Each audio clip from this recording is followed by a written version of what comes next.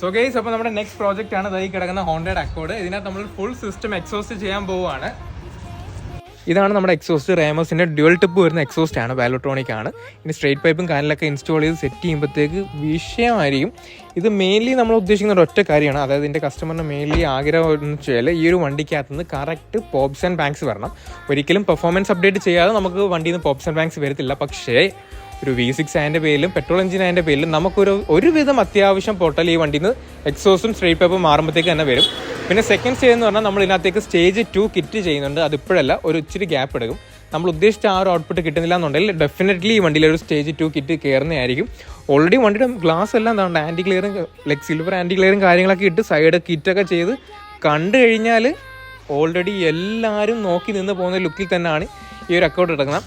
ഇതും ആ കിടക്കുന്ന Audi A6 അടുത്തടുത്തിട്ട നമ്മൾ ജസ്റ്റ് ഒരു വണ്ടി ഇഷ്ടപ്പെടുന്ന ഒരാളാണെങ്കിൽ ഡെഫിനറ്റ്ലി താണ്ട.